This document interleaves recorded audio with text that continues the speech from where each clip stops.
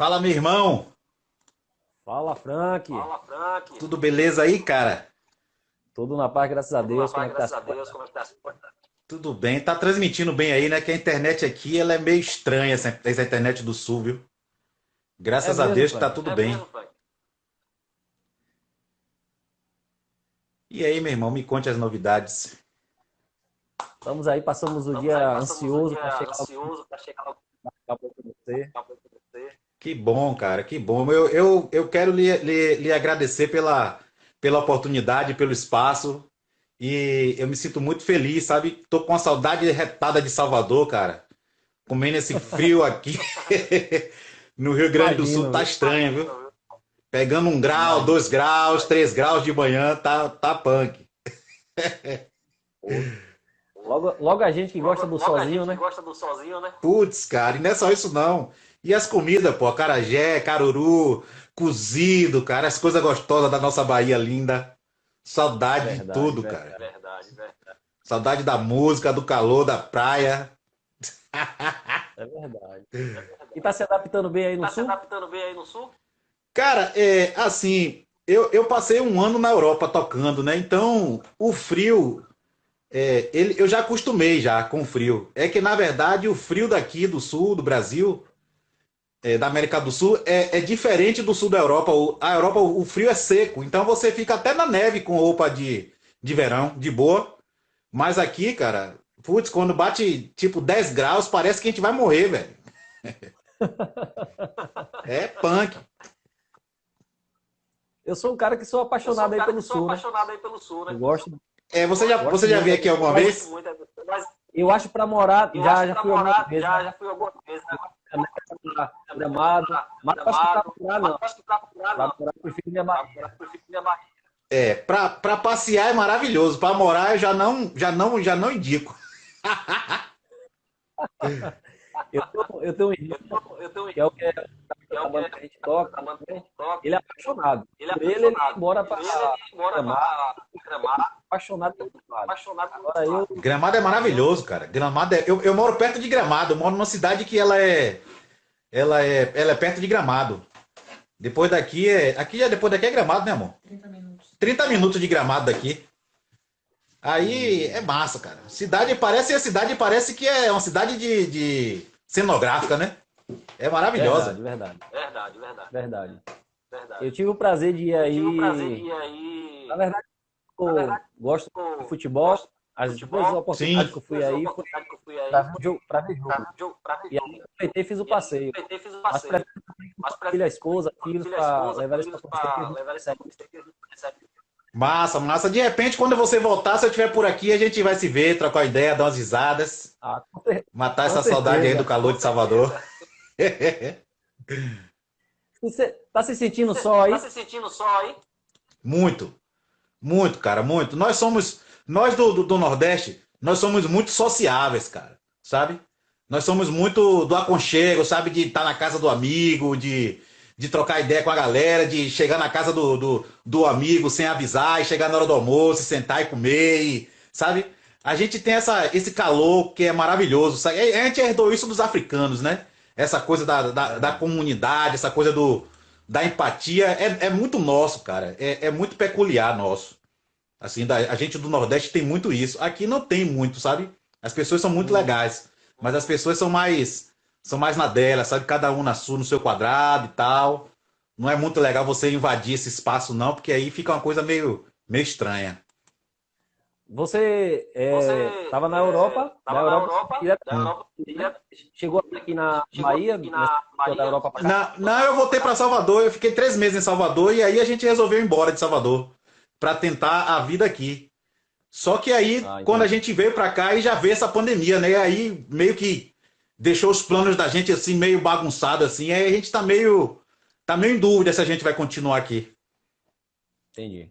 Entendi. Entendi. Mas vamos lá. Mas vamos lá. Frank, meu Vamos nome é começar. Gil, Frank, meu nome sou é Gil, baixista sou da massa. da Baixista banda gospel da banda aqui de gospel Camaçari. aqui de A Camaçari. gente faz um som gospel. A gente faz um som E gospel durante agora e a durante agora pandemia, eu já tinha um a pandemia, pouco, eu né? já tinha um Que eu pouco, né? fui amadurecendo a Pecubimba. Amadurecendo a Eu Pecubimba, eu os baixistas da os região, começar baixistas aqui da em região, Salvador, começar aqui em Salvador, tipo, pô, uns programas que já tem no uns YouTube. programas que já tem no YouTube. Sim, Aí eu já vinha conversando até com Aí o eu já vinha Bimba, conversando falei, até com o conversei com Bimba, ele, vamos conversei com aí ele, que a gente aí participa, que a gente ajuda também participa, vocês ajuda com... também você com... E quando veio a E quando veio pandemia, a eu comecei a pandemia, ver a galera eu fazendo comecei a ver as fazendo lives, eu falei, pô, as lives, eu tem falei, hora pô, de entrar aí, tem vem hora de aproveitar entrar, esse vem momento aproveitar esse momento e trazer e para o trazer público para o o público músico, o músico, o instrumentista. sim, o sim. instrumentista. Muita galera conhece Muita o galera Linha de conhece Frente, né? o linha de frente, né? Falei, agora vamos, Falei, tá na agora hora da gente se vamos tá mostrar na aí, hora da gente se mostrar aí. Tá? que Frank tem de E melhor, Frank vamos tem mostrar de o que melhor, vou mostrar o que a galera que tá lá a nos galera bastidores que tá lá nos bastidores tem para apresentar pra tem galera. para apresentar pra galera. E graças a Deus foi bem E graças a aceito, Deus foi bem aceito, já bati papo já com uma bate galera. papo com uma galera. E hoje estamos aqui para E hoje conhecer um estamos pouquinho aqui para conhecer um pouquinho do Frank. Cara, essa sua iniciativa, assim, eu lhe parabenizo, sabe, pela sua ousadia, sua coragem também. Eu sei como é difícil, sabe, a gente fazer. Na verdade, o mundo da música já é um mundo um pouco difícil.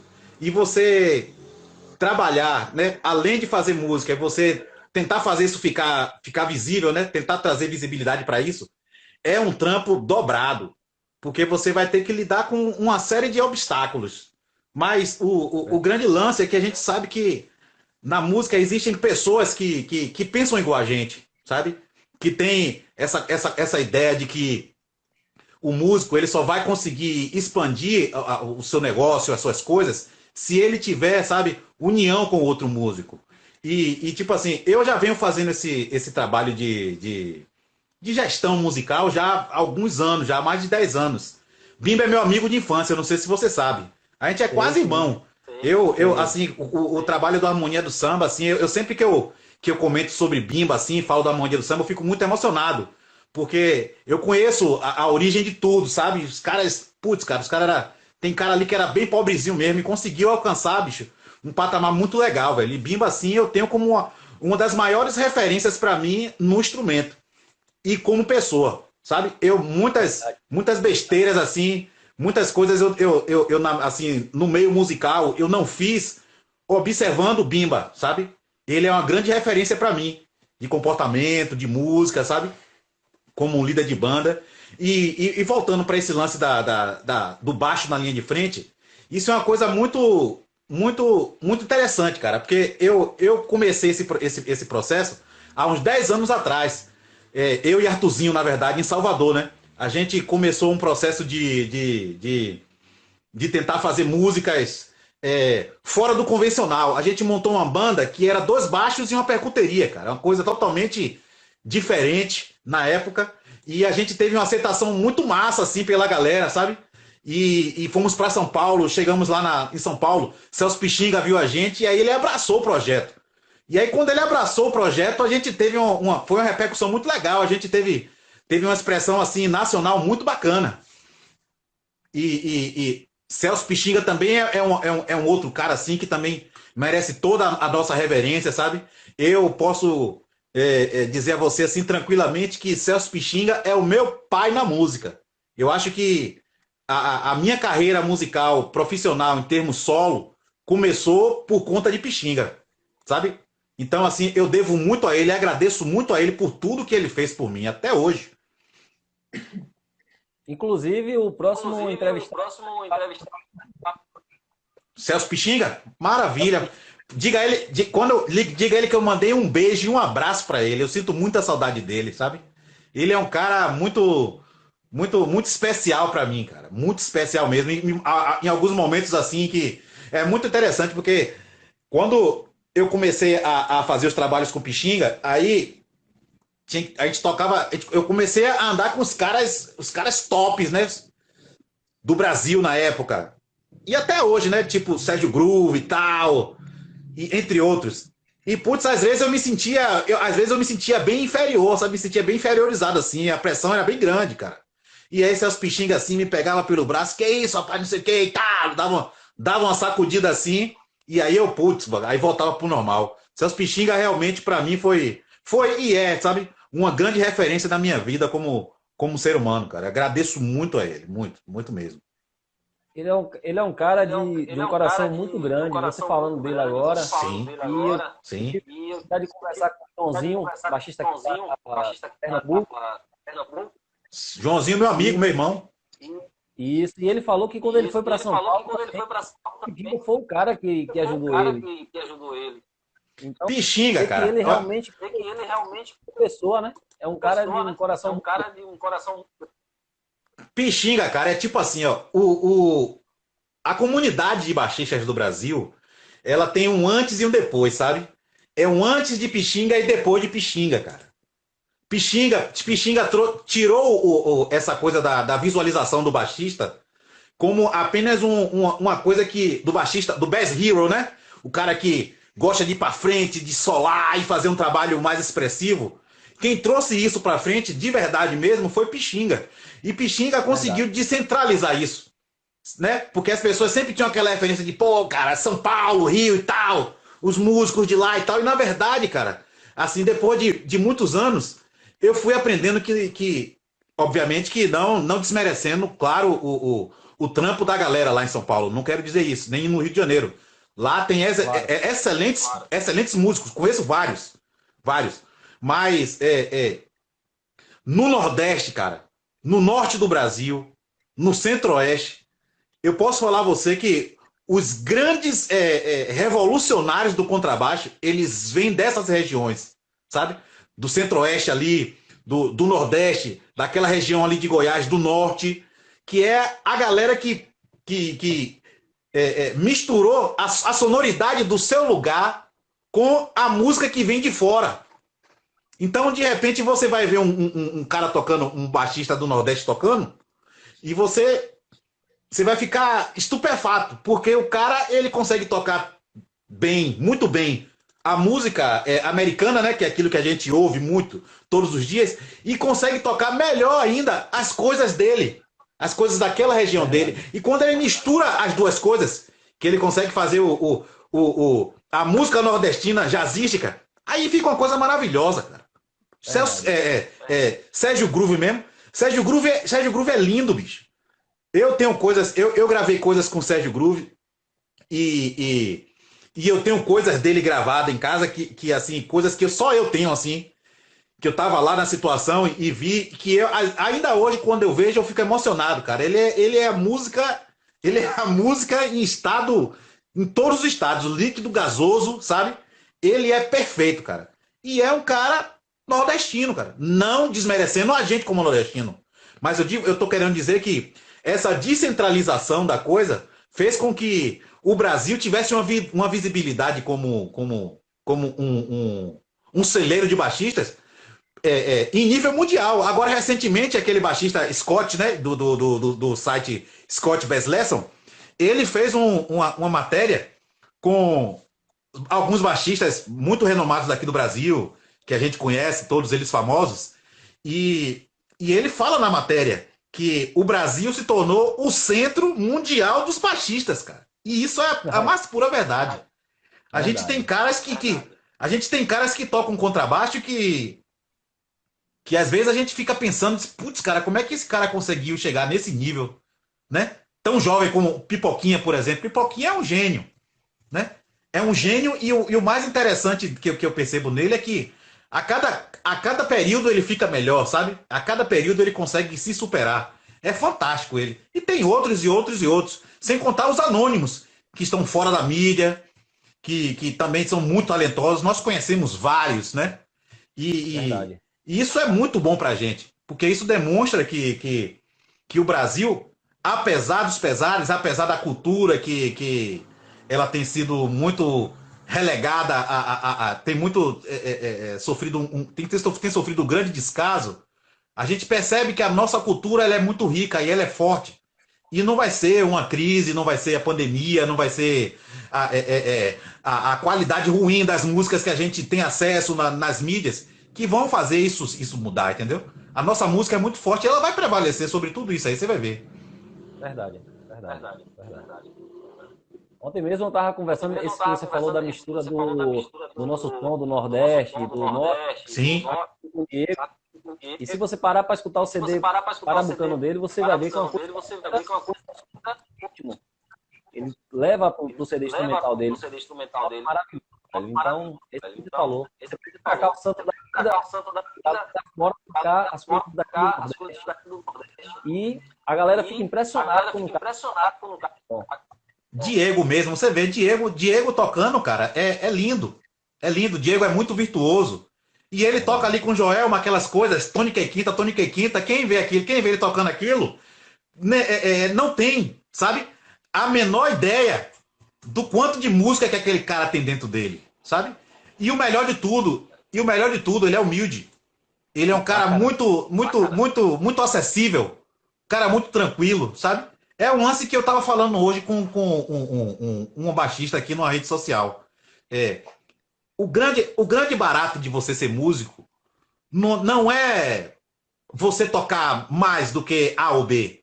O grande barato de você ser músico é que quando você consegue tocar a música de tal forma, que você consegue dominar o instrumento, você começa a perceber que o mais importante não é você ser um grande tocador. O mais importante é você ser um grande ser humano. Não é verdade? Porque às vezes a gente encontra aí nas estradas da vida, em palcos da vida, caras que tocam fenomenalmente bem, mas são uma bosta como seres humanos. E esses caras, quando a gente vai ver, só tem apenas técnica, sabe? Tem musicalidade, mas aquela coisa da alma, sabe? Aquela coisa que cativa você, que você se apaixona pelo cara em si, pelo que ele é, sabe? E o instrumento, ele na verdade é só um souvenir ali naquela situação. Ele não tem, sabe? E graças a Deus que a música, a música, ela faz da gente pessoas especiais, porque é muito fácil hoje pra gente perceber, né? Quem é músico. Eu falo músico em toda a sua amplitude, sabe?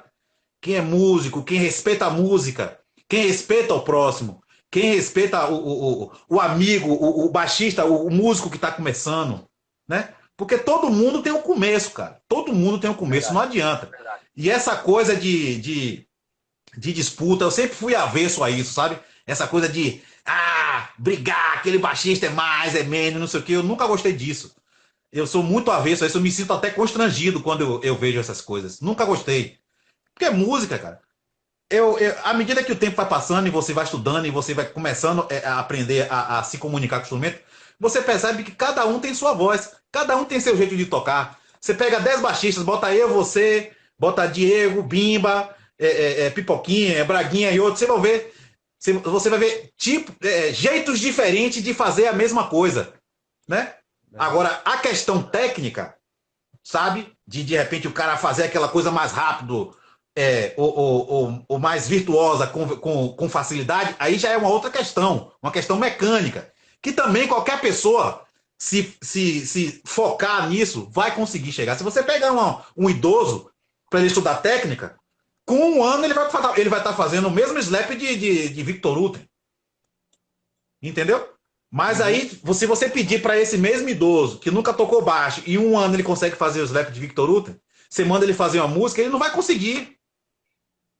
Entende? Então existe muito essa diferença na minha cabeça. Eu que já coroa nessa coisa da música, eu já consigo separar muito bem, sabe? O que é relevante e o que é irrelevante, o que você realmente você dá atenção e o que você percebe que é mais circo, percebe que é mais como é que eu posso dizer, exibicionismo. Verdade. Falou tudo. E seu processo, Frank, você começou a tocar na música? Foi o seu início musicalmente? Porque na entrevista você fala que começou um pouco velho. Sim. Eu sempre falo isso, né? Eu sempre falo isso porque durante esse processo na linha do tempo, eu fui conhecendo muitos músicos, cara, centenas de músicos, e eu conheci muitos músicos muito jovens, muitos músicos talentosos. Meu filho, por exemplo, ele já tem 26 anos, e eu me lembro que eu nunca ensinei ele a tocar baixo. E ele, em casa, tinha o baixo em casa, eu nunca incentivei ele porque eu sofri muito na música. Então eu não queria que ele passasse pelas coisas que eu passei. Mas ele em casa, ele tocava baixo, aprendeu a tocar baixo sozinho e aprendeu a tocar teclado sozinho. E ele não sabia o nome de nenhuma nota. E ele tirava as músicas e ele não sabia o nome das notas. Ele dizia, que é isso aí, cara? Ele, pô, pai, eu não sei o que é isso. E você, e que nota é essa? Não sei, não sei. E tinha um ouvido maravilhoso. Ele não toca mais, entendeu? Mas assim, eu estou usando como um exemplo de quando eu falo que eu aprendi a tocar velho, que eu não tive essa oportunidade de desenvolver essa percepção mais apurada, sabe? Tipo, do ouvido absoluto. Meu ouvido é relativo. Mas eu queria, sabe, ter tido essa oportunidade de ter esse ouvido absoluto. E eu falo que eu aprendi a tocar velho porque quando eu comecei a tocar eu tinha 20 anos de idade. E quando eu comecei a gigar, tipo, quando eu decidi, eu disse, puxa, cara, eu quero isso, eu quero ser músico, eu quero viver da música, eu quero ganhar grana com a música, eu quero tocar. Eu já tinha 27 anos. Ou seja, quando eu comecei a ir pra rua pra tocar, antes eu tocava em uma banda de rock, era meio underground, mas quando eu disse, não, eu quero ser músico profissional, eu já tinha 27 anos. E aí, 27 anos, eu percebi que era a faixa que muitos músicos já estavam desistindo da música. Já estavam frustrados e os caras estavam saindo fora da música. Mas eu, como eu estava começando entrando naquele novo mundo da música, eu percebi que era aquilo que eu queria, de fato. E eu acreditei, eu segui, sabe? Foram momentos, foi um período muito difícil, mas eu acreditei.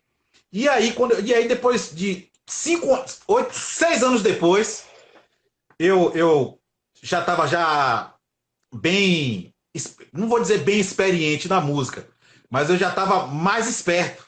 Já estava estudando harmonia, já estava estudando técnica, já estava ouvindo um monte de gente, já estava tocando em pequenas jams de bairro e tal. Aí eu comecei a compor. Essa história de começar a compor foi interessante para mim, porque ela vai levar a um momento da minha vida que foi muito marcante. Eu me lembro que eu comecei a fazer, no ano de 2007, eu comecei a fazer algumas canções.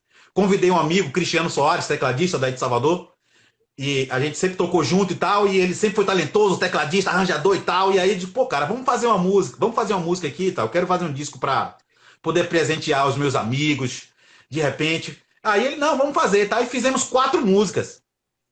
E aí, tá, fizemos essas músicas, aí é aquela coisa, né? Você faz as músicas, aí a música fica na gaveta, aí a gente passou o tempo, passou alguns meses, a gente esqueceu.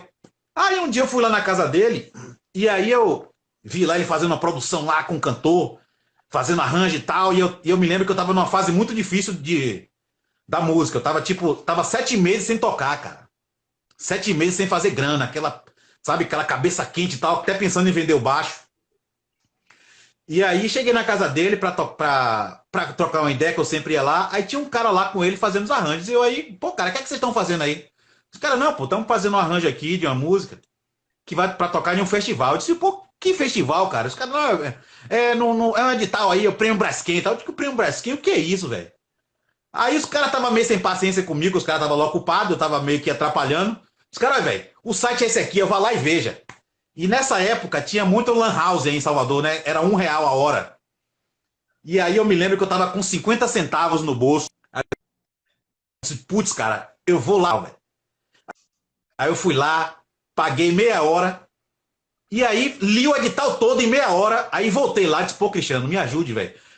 Eu tenho que imprimir, eu tenho que queimar 4 CDs, porque era a banca jogadora, né?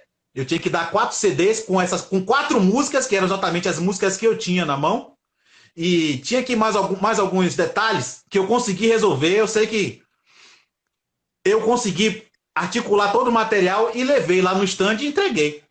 Aí 2 meses depois, já tava o quê? Já tava 7 meses sem trabalhar, né? Digo, puta, cara, sem gig, velho. Tava ruim pra caramba. Aí eu cheguei em casa de noite cheguei em casa lá na casa da minha mãe, na época eu tava morando lá. E aí, quando eu chego, meu irmão, cara, tem uma mulher lhe ligando aí toda hora, velho. Eu digo, uma mulher me ligando, bicho? Quem é? Aí ele, como é o nome dessa figura? Ele disse, rapaz, é fulana. Aí eu, pô, fulana, velho. Pá, não sei quem é e tal. E fiquei de boa. Quando foi 11 horas da noite, essa figura ligou pra mim. de novo, aí eu já estava em casa. Ela, e alô, você é Frank Negrão? Eu disse, sou, sim. Ela aí falou, rapaz, menino, eu tô lhe procurando já tem 3 dias, não consigo falar com você. Seu nome é Frank Negrão mesmo? Eu disse, sim, sou. Ela, peraí que eu tinha ligado pra ela. Aí ela, peraí que desliga, eu vou ligar pra você. Ela me ligou, perguntou de novo, você é Frank Negrão? Eu disse, sim, sou. O que é que tá acontecendo? Eu fiquei até com medo, pensei até que era a polícia, né? Sei lá. E aí, ela disse, menino, você é Frank Negrão mesmo? Aí eu disse, sou, minha senhora. O que é que tá acontecendo? Ela disse, parabéns, você é o vencedor do prêmio Braskem. E aí, aí a vida mudou, né? Foi uma parada assim, tava tudo preto e de repente o paraíso assim pintou assim na tela gigante assim. E aí aquela agonia e tal. Aí foi muito bacana esse momento para mim, porque eu fui sagrado, né? O vencedor do prêmio Braskem, o meu edital, ele disputou entre 800. Eu fui o vencedor. Fiz um disco, as 8 músicas do disco eu fiz em 3 meses, lá com o Cristiano, no estúdio, no home studio dele. Fizemos o disco, terminamos e aí seguimos. A partir daí começou a minha carreira solo. Que aí depois aí aconteceu Pixinga e tal, eu fui. Aí depois em 2011 eu gravei um DVD com algumas músicas desse disco e algumas músicas de alguns amigos. E montei o Faia Clave Quartozinho, fizemos esse trabalho todo e tal. Aí depois deu uma esfriada, eu senti na época, isso já em 2012, por aí mais ou menos, 2013. Aí eu senti muito a necessidade de estudar, cara. Pô, cara, eu preciso. Eu tô sentindo a necessidade de melhorar tecnicamente. E aí eu me retirei da cena, assim, geral, basicamente para estudar. E aí tô assim, meio que assim até hoje.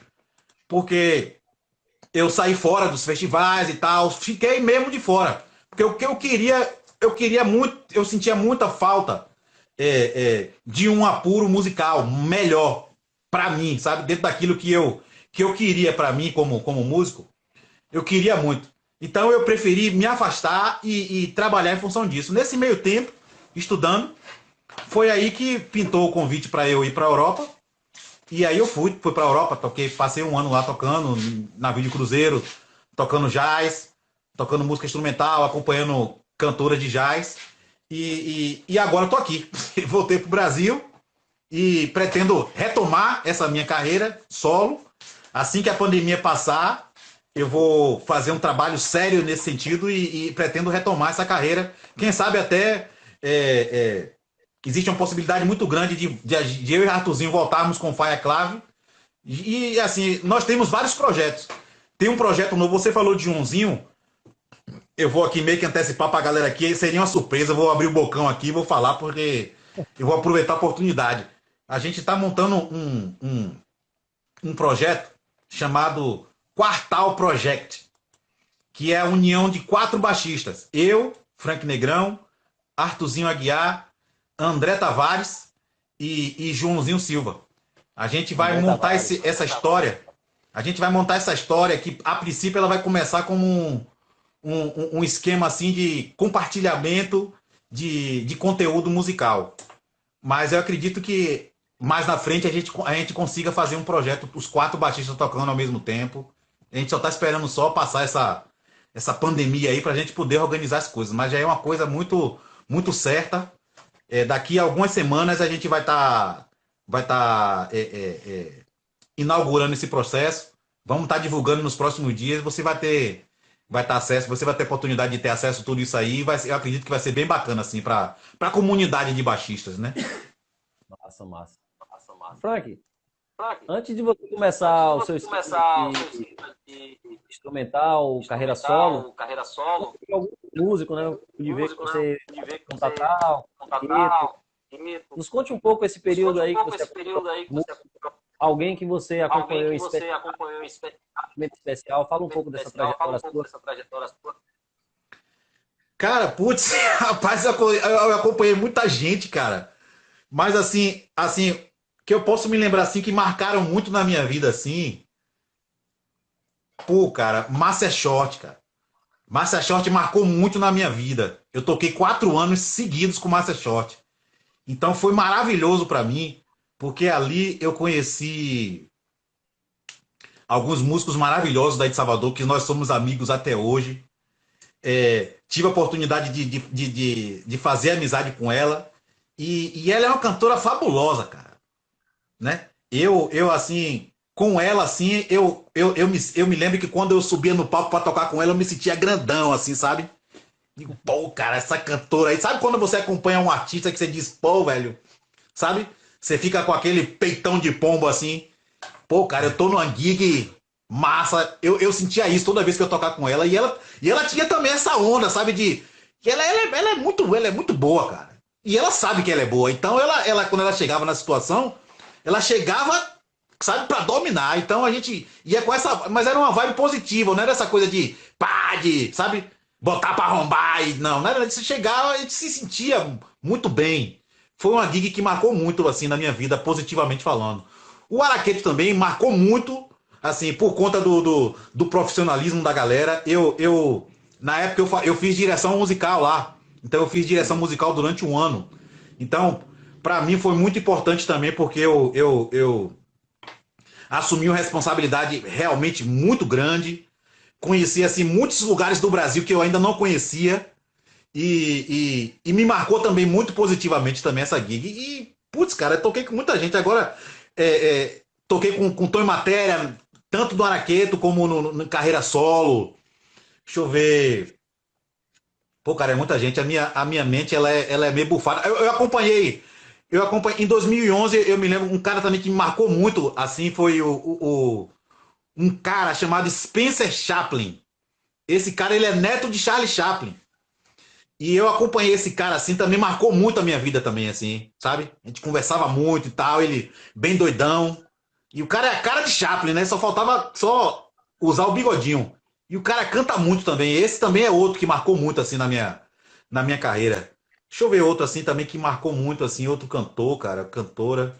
Uma banda de baile também que é uma banda de amigos, o nome dessa banda é Pra Dançar. E a gente é, socializamos muito até hoje. Eu tô fora de Salvador, mas eu sei que se eu voltar agora, eu volto tocando com a banda também. E eu aprendi muito tocando, sabe? Eu aprendo muito tocando com as pessoas que eu acompanho, sabe? Márcia Freire também, maravilhosa. Tive a oportunidade de acompanhar a Márcia Freire também. Muito gente boa, me ajudou muito em diversos aspectos. Ela e a irmã dela, Carla, eu tenho muito, muito carinho, muita estima por essas pessoas. Entre outros e outros artistas. Com todos eu aprendi um pouco, sabe?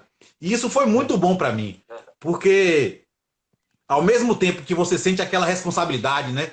De você estar ali acompanhando aquele artista, você sabe que você tem que fazer um trampo legal. Eu sempre fui muito focado nisso, sabe? A música pra mim sempre foi, eu sempre ouvi eu sempre observei a música como trabalho, sabe? A música pra mim nunca foi um veículo pra eu estar pegando mulher, pra eu estar, como diz na gíria, comendo água, sabe? Pra eu estar tomando droga, nada disso. Meu foco sempre foi a música e o trabalho. E sempre que eu ia acompanhar um artista, eu sempre procurava estar bem ensaiado, estar alinhado, bem vestido, sabe? Preferencialmente sóbrio, para fazer o trampo da pessoa fluir bacana. E de repente, na hora de você receber seu dinheiro sem estresse. Entendeu? Você saber que você desenvolveu um trampo digno daquilo que você representa. Eu acho que essa tem que ser a grande responsabilidade do baixista. Do baixista não, do Mestre, músico, né? Mestre Bimba tá na live aí, tá dizendo. Ah, Bimba, meu irmão aí. Aí é meu irmão que eu amo aí demais. Um cara nota 1000, né? Bimba é demais, cara. Ele colocou aí na estante, Frank é Brasil. E Bimba é mundo, né? Bimba é mundo, é maravilhoso ele. Maravilhoso, cara, maravilhoso. Grande músico, Frank, excelente arranjador, diretor musical, extremamente competente, sabe? Produtor musical. Quando eu voltar para Salvador, a gente vai fazer umas coisas junto. A gente estava combinando hoje. Frank, você me falou que parou um tempo para estudar. Você sempre foi aquele cara autodidata, ou você já Sim. chegou a estudar no conservatório? Como foi seu processo de estudo? Cara, assim, ó, o meu processo de estudo sempre foi rua. Rua o tempo todo. Rua. Eu sempre tive vontade de fazer uma academia. Na época que estava tendo assim uma profusão grande de músicos indo para academia, eu também queria ir, mas eu não tinha tempo porque eu estava tocando muito na época. E eu me sentia muito frustrado. Eu ainda tenho um pouco dessa frustração, porque eu queria ir para academia, sabe? Quem sabe fazer composição e arranjo, que eu gosto muito de fazer. Mas a minha música sempre, eu sempre foi rua. Mas sempre foi rua, mas eu sempre fui focado em aprender as coisas que são elementares dentro da música. Sempre procurei tá bem informado com relação a essa coisa da harmonia como baixista, sabe? Essa coisa da construção melódica, harmonia e improvisação. Eu sempre procurei estudar isso de uma forma muito séria. Sempre fui ligado nessa coisa de transcrever. Eu sempre gosto de estar transcrevendo solos, preferencialmente solos complexos, solos que são difíceis da gente tirar, porque ele faz com que a gente fique com um sentimento de evolução, sabe? E, e assim, aprendi a ler também sozinho, ler e escrever música, aprendi a ler sozinho. Por incrível que pareça, eu aprendi a ler e escrever recentemente agora, quando eu vim para cá em agosto. Como eu vim para aqui em agosto e começou a pandemia, eu fiquei meio que numa prisão domiciliar, né? Porque eu não saía para lugar nenhum. Então eu digo, pô, cara, eu vou pegar o meu tempo e vou transformar o meu tempo em algo produtivo. Então, como eu já conhecia todos os elementos básicos de leitura e escrita, eu basicamente dei uma massificada, sabe? Fiz um intensivão de 6 meses. E hoje eu consigo ler muito bem e escrever tranquilamente. Então, eu percebo com isso, o que é que eu estou querendo dizer com isso? Assim, eu não estou incentivando a, de repente, aquele cara que quer ir para academia, ele não ir, não. Tem que ir para academia, tem que ter o canudo, se quiser, sabe? E na academia também é bacana, porque existe uma série de peculiaridades, especificidades musicais que a gente não vê muito na rua. Então, a academia ela é importante para isso. E também, a academia também ela tem uma outra grande importância, que você tem que saber dar o nome às coisas, né? De repente você faz um arranjo com uma determinada característica, que na academia você vai saber o porquê é que ele é assim, porquê é que ele é assado, sabe? Mas independente de qualquer coisa, independente da academia ou não, você tem que buscar o conhecimento.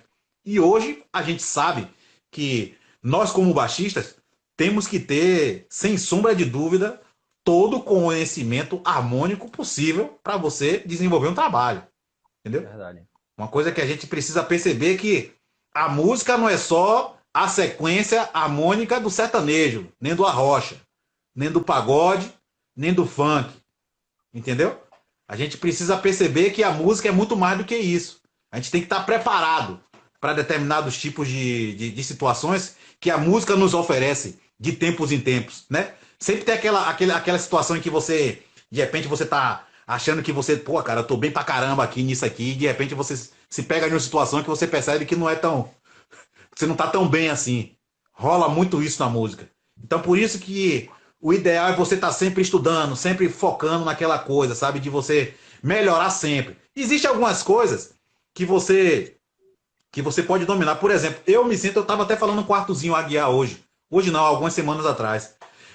Uma coisa que eu me sinto muito confortável é tocando a técnica de slap em nível avançado, nível Victor Ultra para cima. Eu me sinto muito confortável, mas eu me sinto confortável porque eu estudo isso desde sempre. Então o slap para mim é como se fosse uma característica minha pessoal de tocar.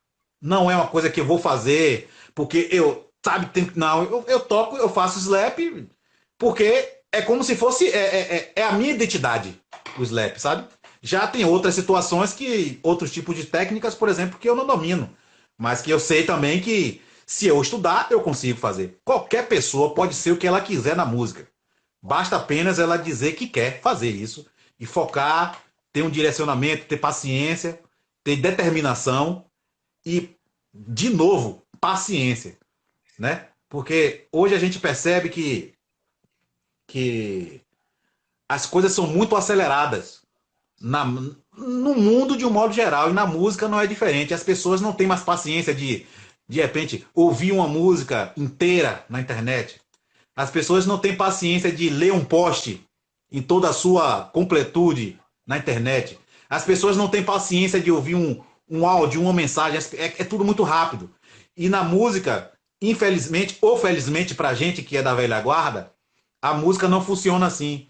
A música ela tem estágios. E cada estágio desse que você supera depende de um tempo.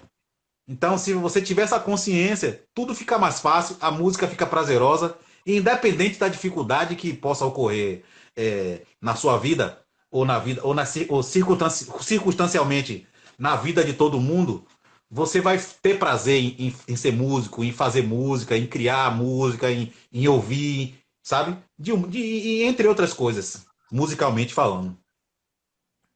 Eu falo muito, né, cara? Foi mal, velho. Top, top demais. Fique à vontade. Top demais, fique à vontade. Pergunta aqui, Pergunta Alex aqui, é um Alex é baixista um aqui de baixista Salvador.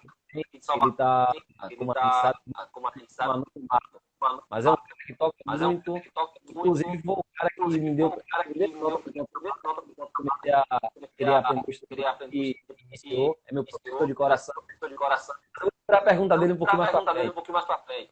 Frank, Frank, é, qual o melhor qual o jeito melhor jeito para um músico para um estudar? músico Como é estudar? que começa Como é esse que estudo? começa Você me tudo? agora que Você me começou agora que durante começou esses 6 meses durante a esse ler mês e a ler escrever. e escrever.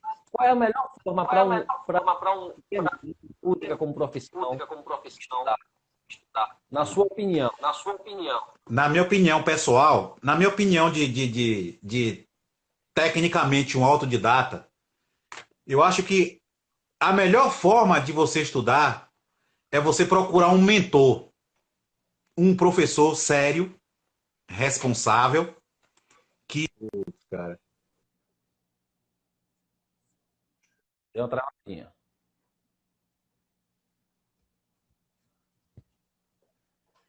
Olha aí, galera, que deu uma travadinha aqui. Não sei se o meu travou para ele. Não sei se está travado aí para vocês também, mas o Frank está travado aqui para mim.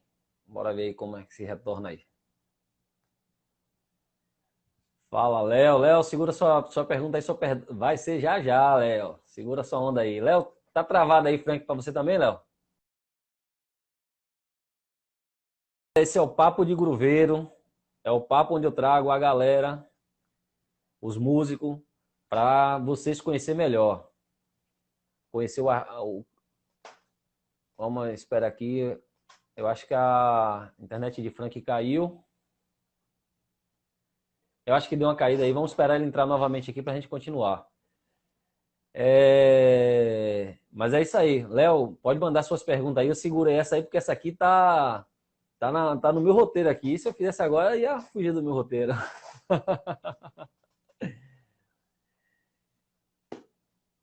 Fala, galera. Fala, galera. Já já. Vamos voltar aí. Vamos esperar o homem voltar aí. Galera, esse é o Frank Negrão. É um baixista aqui de Salvador, cara top. Acompanha ele aí nas redes sociais. O cara tem 2 CD instrumental, tem DVD. Como ele falou, já acompanhou o projeto de Pixinga, vários artistas, como ele mesmo citou aí agora. É um cara de um coração enorme, um cara muito humilde. Deixa eu... Vamos esperar ele entrar aí, né, pra gente continuar aí nosso bate-papo.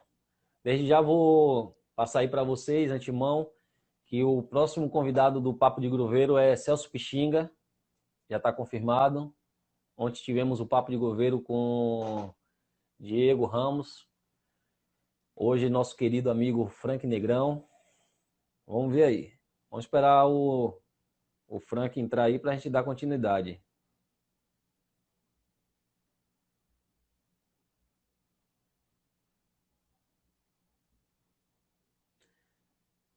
Tô falando com ele aqui no Zap, mas pelo jeito a internet dele caiu. Não sei se foi a internet ou...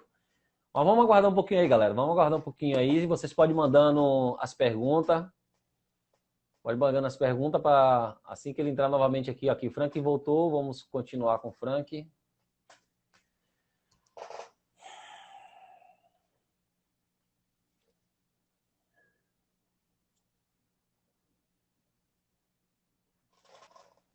Você que é barril, Você que é professor. barril, professor. Pô, meu irmão, me perdoe, cara. Putz, cara, essas coisas só acontecem comigo, velho.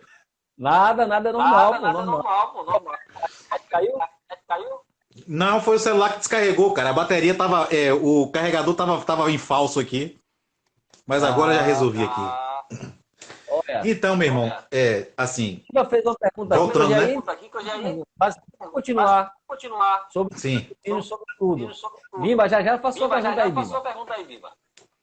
Então, assim, ó, um conselho que eu dou, assim, autodidata que eu sou, teoricamente falando, que o estudante, ele procure um mentor, um professor responsável, que seja dedicado, que seja sério, que toque bem e que seja generoso.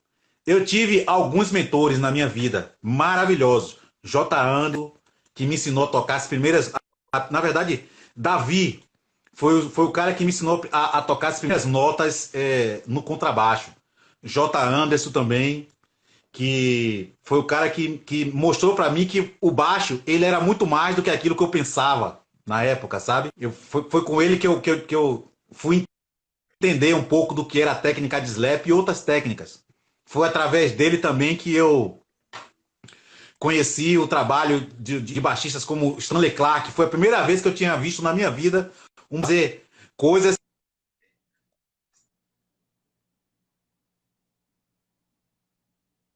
fora de qualquer, como é que eu posso dizer, do que eu pudesse imaginar sobre contrabaixo. E eu tive um outro mentor maravilhoso que foi o Renzo Sucata, que inclusive foi mentor também de Bimba também, lá no Manuel Novaes também. Então eu tive poucos mentores, mas foram caras que foram fundamentais para a minha vida assim, musical. Eu falo isso por quê? Porque assim, ó, uma coisa que eu sei que é muito pessoal minha, assim, eu sempre fui muito dedicado a aprender. Então, eu tenho consciência que eu, como pessoa, eu posso aprender.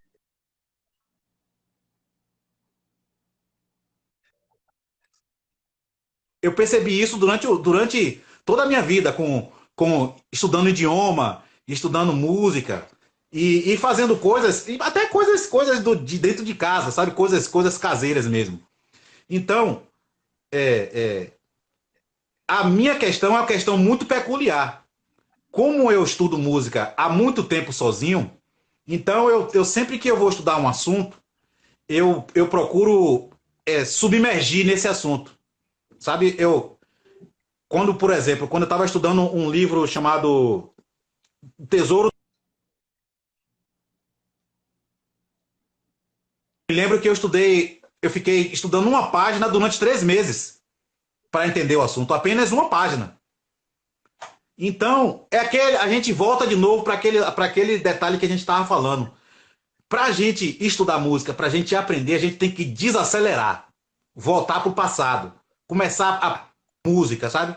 Como quando eu vejo a galera falando, poxa, cara, Arthur Maia e tal.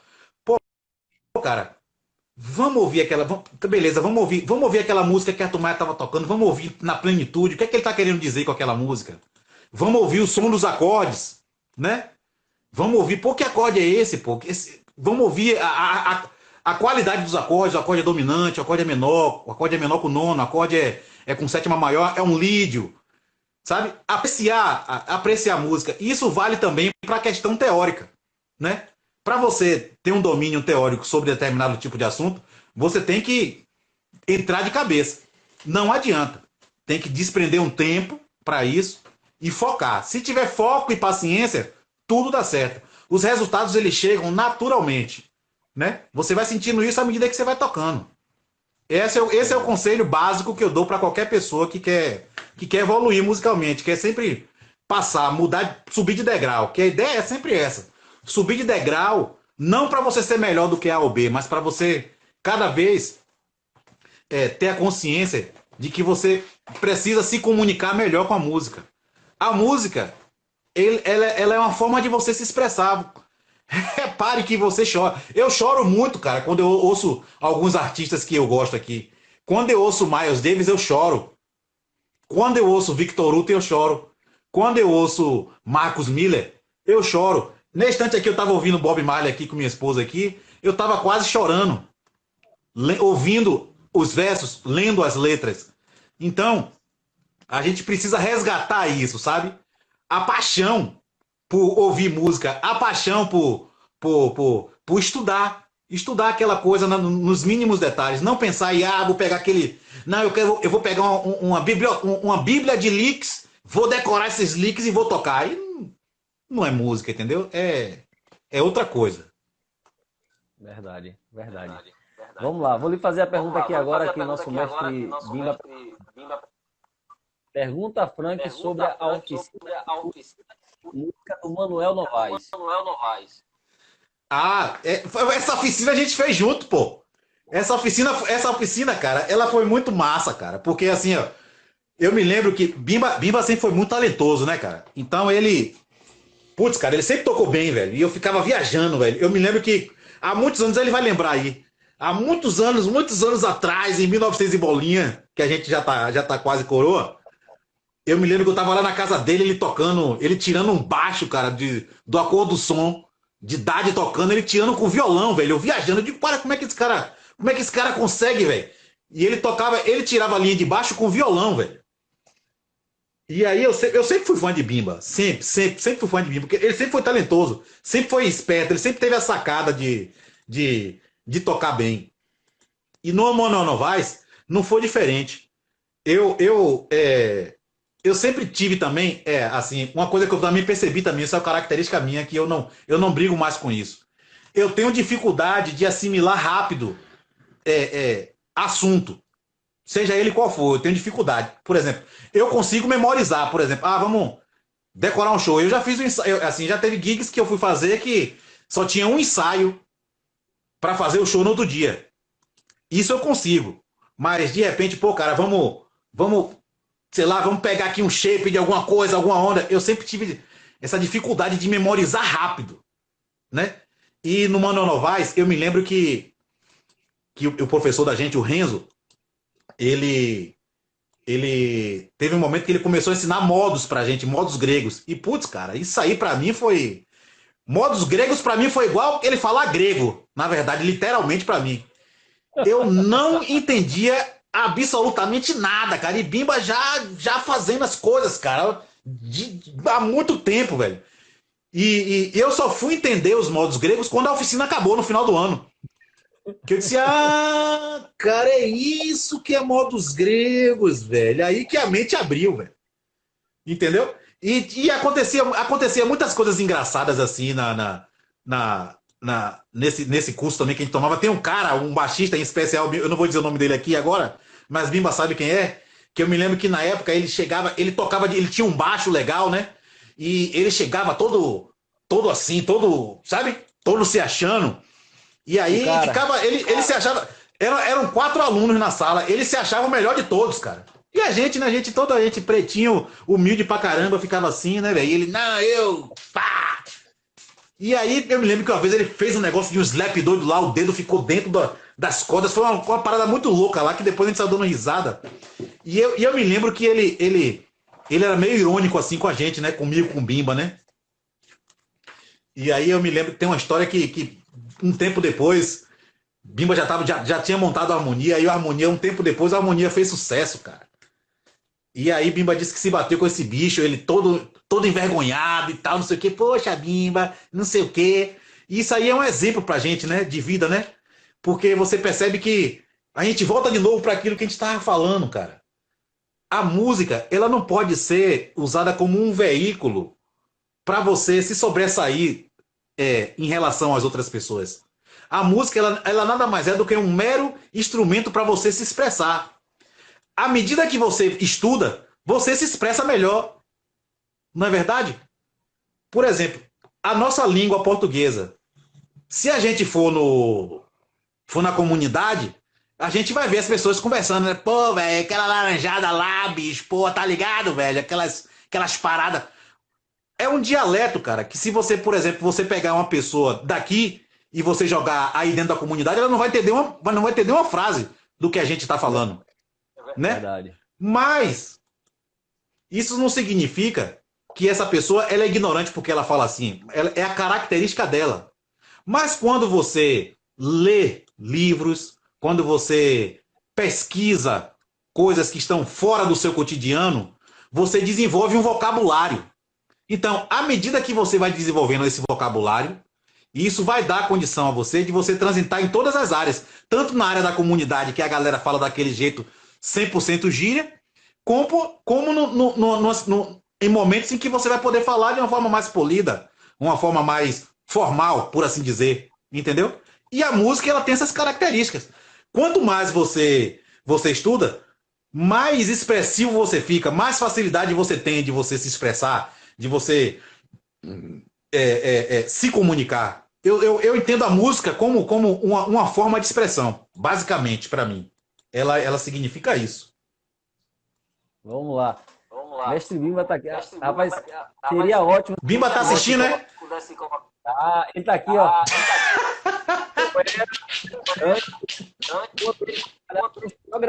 Pergunta ele aí. É o quê?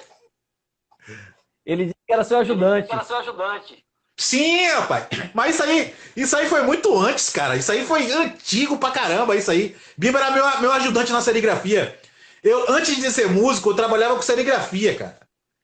Na verdade, eu sempre fui artista. Desde os 2 anos de idade, eu sempre me senti artista. Ou seja, e você sabe que artista nesse mundo, ele é um ser à parte, né? É um extraterrestre. Então, eu sempre fui artista, cara. Eu sempre desenhei, sempre gostei de pintar. E na minha adolescência, eu fui trabalhar com serigrafia. E durante um período dessa minha passagem como serígrafo, Bimba foi meu ajudante lá. Bimba chegava lá, eu me lembro que na época eu era metaleiro, cara. Eu via Sepultura, gostava muito de Iron Maiden e tal. E aí Bimba chegava lá com os discos de Raça Negra, eu ficava virado na porra, velho. Porra, velho, porra desses caras. E ele botava lá, velho, eu via e pirava. Ao mesmo tempo também, ele botava coisas legais também da época, sabe? Fundo de quintal. Eu não curtia muito, mas aí eu ficava calado, eu ficava observando. Mas aí teve essa fase nossa também, assim, que foi marcante também, sabe? É interessante a gente falar sobre essas coisas do passado, porque Verdade. Não dá pra esquecer, cara. Não dá pra esquecer disso. Isso faz parte de nossa história, velho. É muito bom lembrar. Né? Exatamente, cara. Faz parte, é a nossa formação de vida. A música, ela só faz agregar um pouco mais. Ele tá aqui dizendo que você desenha muito, né? Ah, não desenho mais não, pô, eu parei.